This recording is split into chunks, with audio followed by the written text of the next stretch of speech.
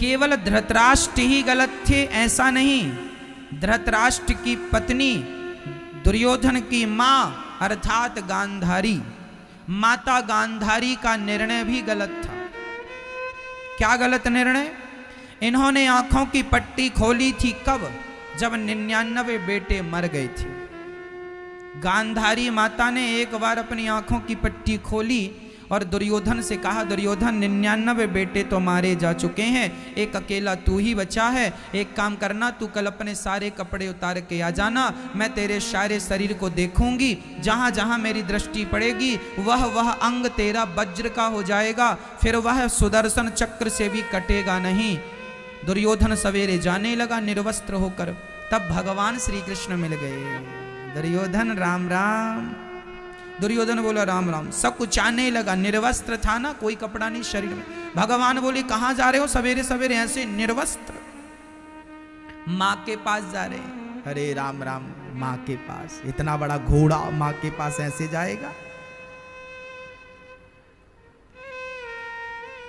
छोटे से थे तब तो तुम ठीक थे, निर्वस्त्र घूमते थे, नंगा घूमता बच्चा छोटा सा, अच्छा लगता है, किसी को बुरा नहीं, किसी को ऐतराज नहीं है। पर अब बड़े हो गए हो, थोड़ी शर्म करो, माँ के सामने ऐसे निर्वस्त्र जाओगे?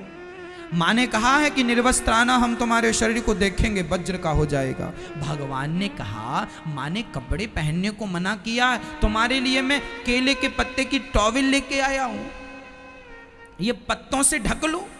भगवान देखो जरा, टॉवेल के लिए खड़े हैं, ले ले टॉवेल लपेटवा दिए, चला गया। माँ आ गया, माँ ने कहा कोई कपड़ा तो नहीं? ना माँ कोई कपड़ा नहीं। आंखें खोलूं? हाँ हाँ, आंखों की पट्टी उतारी। माँ गांधारी ने शरीर के जिस जिस अंग को देखा, दुर्योधन का वह अंग तो वज्र का हो गया, पर जांघों पर नजर नहीं पड़ी, क्योंकि जांघ पत्तों से ढके थे, वह कमजोर रह गई। और वही कमजोरी दुर्योधन की मृत्यु का कारण बनती।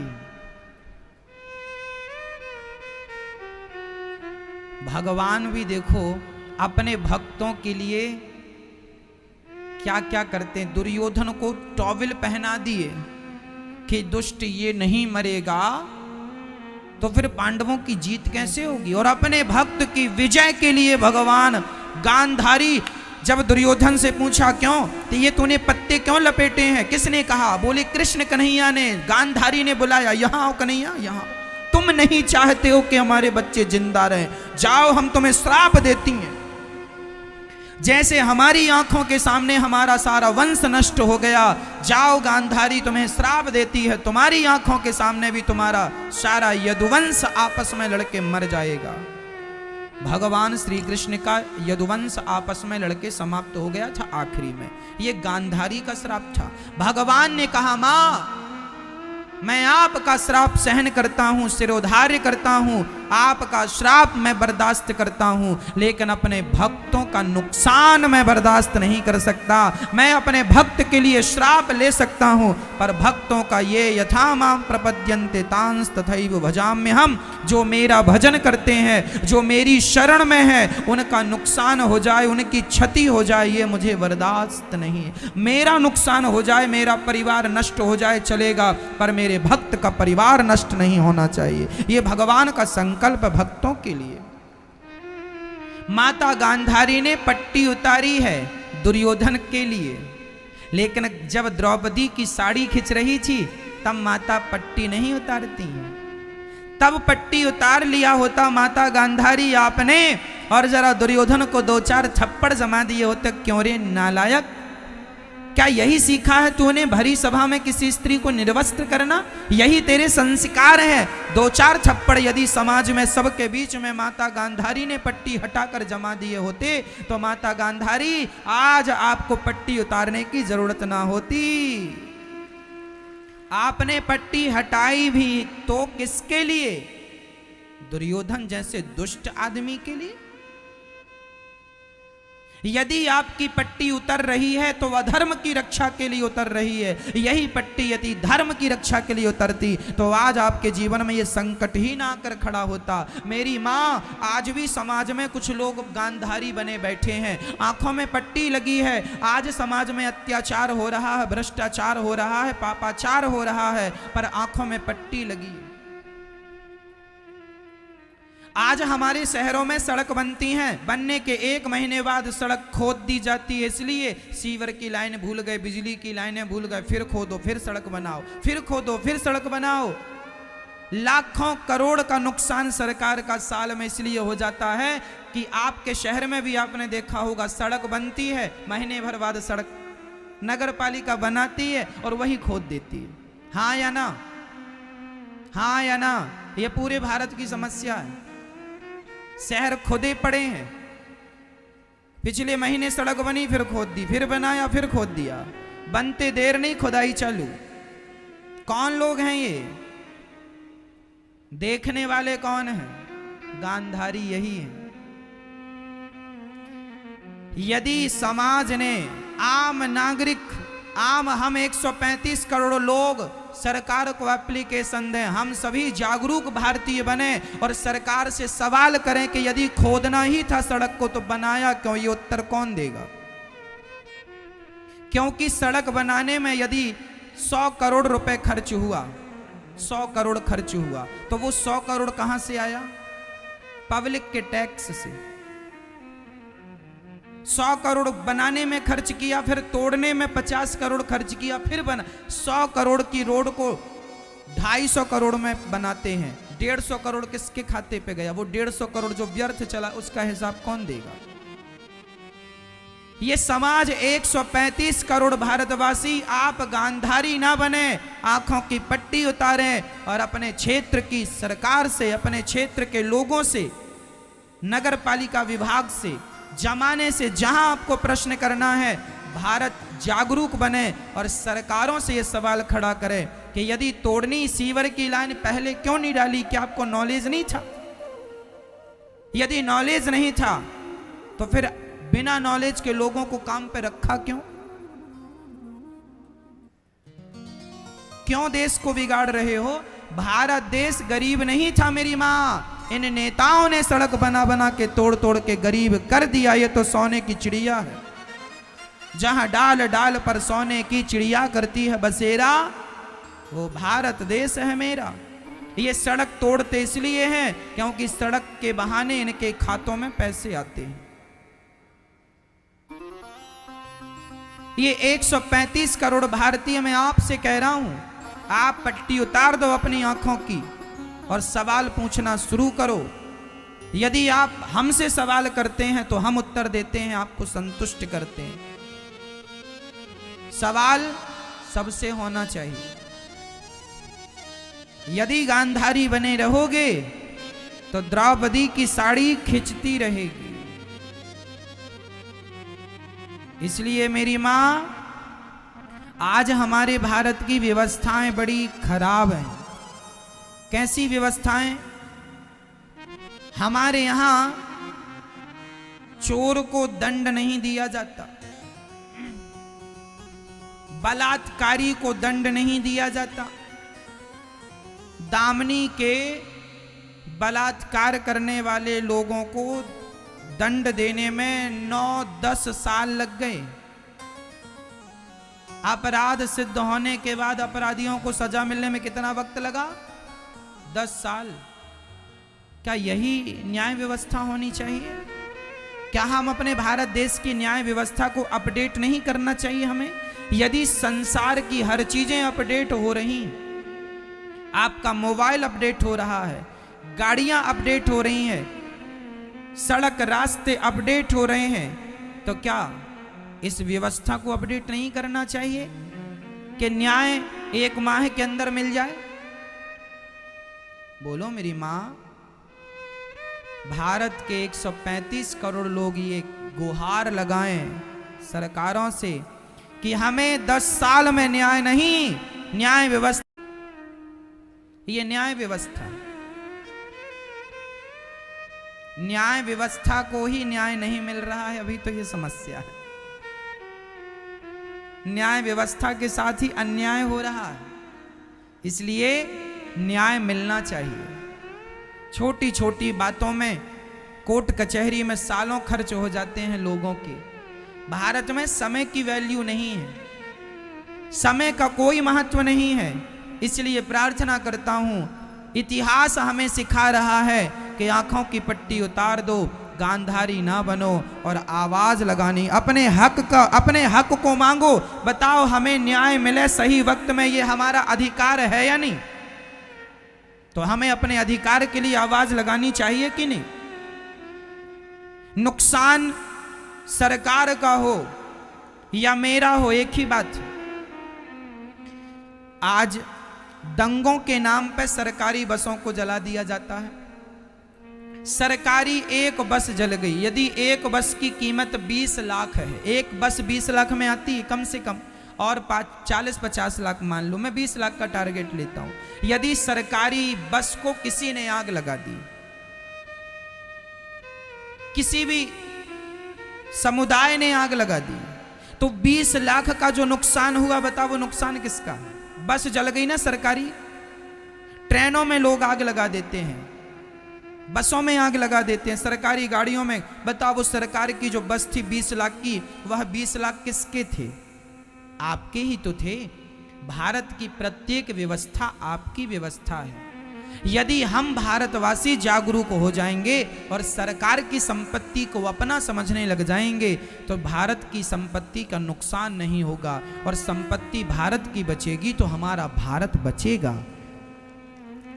सरकार को चाहिए कि वो आम पब्लिक की राय जाने और आम पब्लिक को चाहिए कि वह सरकार की बात माने।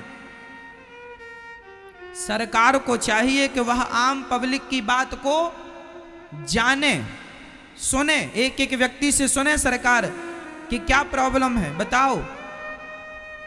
आम पब्लिक की सुने तो सही सरकार। व्यवस्थाएं बड़ी बात नहीं है मेरी मां। नीति और नियत दोनों अच्छी हो तो सब अच्छा हो सकता।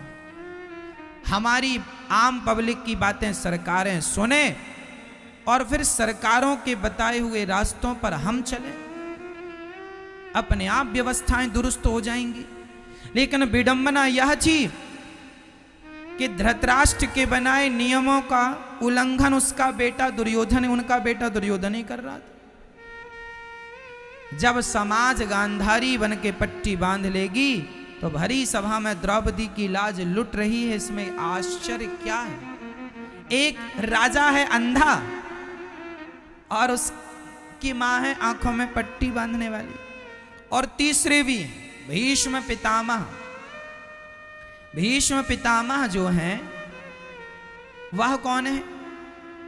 वह बलशाली हैं। वह चाहते तो दुर्योधन को मार सकते थे, दंड दे सकते थे, द्रौपदी की रक्षा कर सकते थे, लेकिन बल होने पर भी, सामर्थ्यता होने पर भी वो चुप रहे। एक देखने को तैयार नहीं है और एक बोलने को तैयार नहीं है।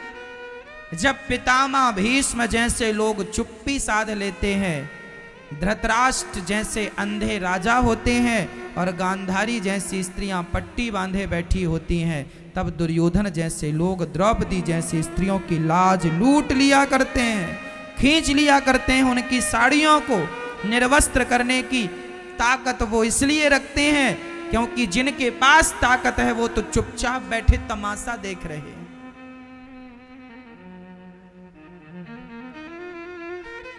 आज भारत के लोगों की समस्या क्या है जानते हैं? आप लोगों की आदत हो गई है केवल देखने की। आपको आवाज लगाना आता नहीं है,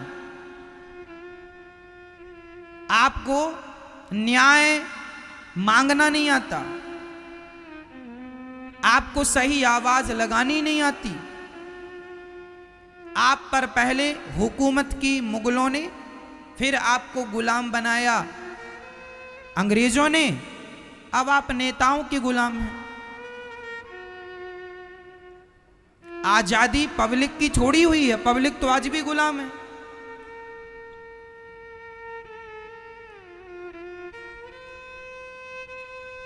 गुलामी इसलिए आप करते हैं क्योंकि आपको आवाज लगाना नहीं आता।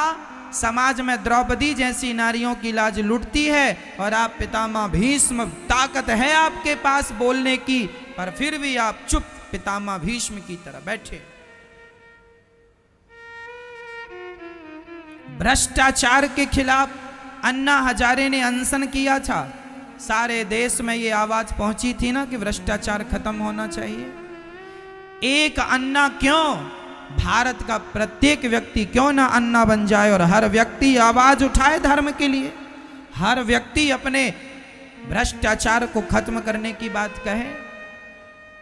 कहो तो सही, आवाजें लगाओ तो सही, खत्म होगा। पर आपको आवाज नहीं लगाना, आपको तो सहने की आदत है। सहन करते रहो महाराज, कौन बोले कौन मुसीबत पाले। ऐसे ही कहते कहते अंग्रेजों की 200 साल तक गुलामी कर ली। और जब आ गए हमारे मंगल पांडे, सुखदेव जैसे महादिग्गज, इन्होंने कहा हम नहीं सहेंगे, और जो आवाज लगाई अंग्रेज मैदान छोड़ के भाग गए। सत्य के सामने कोई टिकता नहीं है, पर आवाज लगाने की ताकत होनी चाहिए। आवाज नहीं लगाते, 135 करोड़ लोग चुप हैं।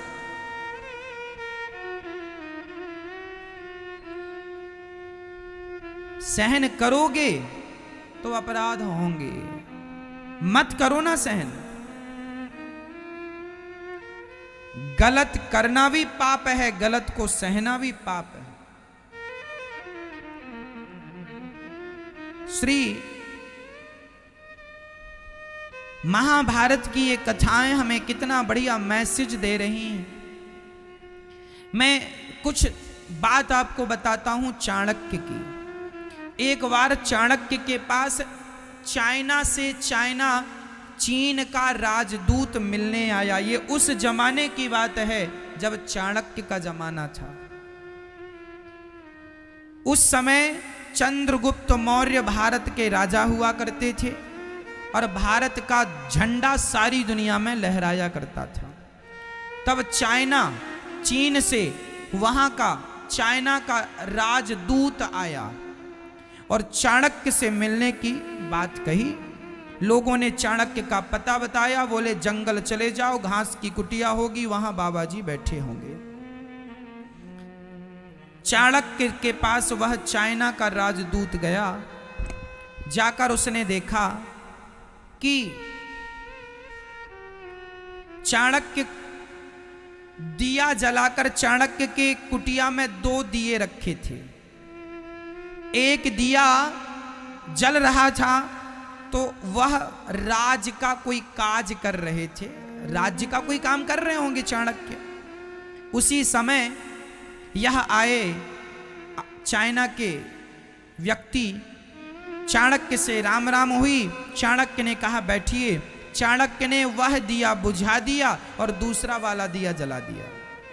चाणक्य ने कहा बताओ कैसे आगमन हुआ, क्या आपकी सेवा करूं? उस आदमी को आश्चर्य लगा, चाणक्य आप तो बड़े विद्वान हैं, अभी आपने पहला वो दिया जलाया और कुछ कर रहे थे, अब वो दिया बुझा के दूसरा, अरे दिया तो दिया है वही जलने देते, दूसरा दिया जलाने की क्या जरूरत थी? चाणक्य का जो जवाब है वो आपको 135 करोड़ लोगों के कानों तक पहुंचना चाहिए। चाणक्य ने कहा था भाई ये जो पहला दिया है, इस दिया में जो तेल है वो राजा का दिया हुआ तेल है। जब मैं राजा का कोई काम करता हूं तो राजा का तेल जलाता हूं, और जब मैं पर्सनल अपना कोई काम करता हूं तो राजा का तेल जला के अपना काम क्यों, अपने पैसे से अपना तेल खरीदता हूं और अपना तेल जला के अपना काम करता हूं। मैं देश का पैसा अपने लिए नहीं बिगाड़ता, मैं देश का पैसा अपने लिए नहीं बिगाड़ता। ये है राजनीति। जब नीति इतनी बढ़िया होगी तो राज तो करेगा, पर नीति अच्छी नहीं है तो राज कैसे करेगा? इसलिए देश के सारे नेताओं को चाणक्य की ये बात याद रखना चाहिए कि सरकारी काम करते हुए सरकार का पैसा लेके सरकार का काम करो, लेकिन आजकल तो नेता सरकार के पैसे से स्वयं डिनर करते हैं, सरकार के पैसे से जमाने में घूम के आ जाते हैं।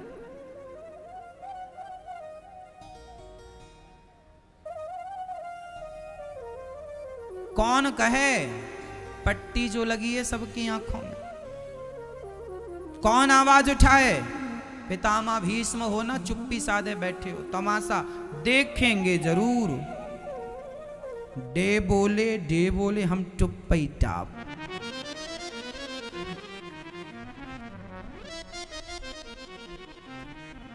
चाणक्य की ये नीति हम सभी को अपनानी चाहिए, हाँ या ना? इस नीति को अपनाएगा तो देश सशक्त बनेगा, मजबूत बनेगा। देश को मजबूत बनाने के लिए हमें नीतियां अच्छी रखनी चाहिए। ईमानदारी रग रग में, हमारा हर रक्त, हमारा हर बूंद खून का वाह ईमानदारी से भरा हुआ हो। देश प्रेम तो हमारे भीतर होना चाहिए।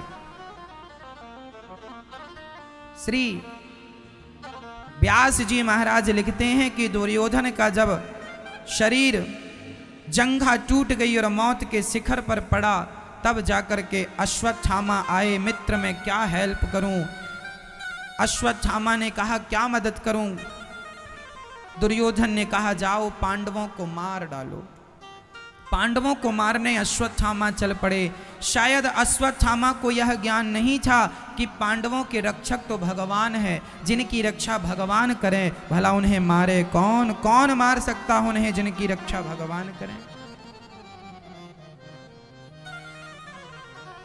प्रिय भक्तों, अश्वत्थामा पांडवों को तो नहीं मार सके, उस जगह पर जहां पांडव सोते थे, उस जगह पर द्रौपदी के 5 बच्चे सो रहे, उन 5 को अश्वत्थामा ने मार डाला। 5 का सिर ले जाकर दुर्योधन को दिखाया, देख मैंने पांडवों को मार दिया। ध्यान से देखा, बोले ये पांडव नहीं मित्र, पांडव पुत्र हैं, तुमने तो मेरा वंश नष्ट कर दिया। ये कहकर दुर्योधन रोने लगा। पहले प्रसन्नता थी कि मैंने पांडवों को मार डाला, और बाद में देखा कि ये पांडव नहीं पुत्र हैं, उसी क्षण वह रोने लगा और सुख दुख की संधि में दुर्योधन की मृत्यु हो गई। सुबह द्रौपदी ने देखा मेरे बच्चे सोकर नहीं उठे, देखा शरीर लहूलुहान। द्रौपदी ने अर्जुन को बुलाया, देखिए पांडव हमारे बच्चे मारे गए। अर्जुन ने अश्वत्थामा को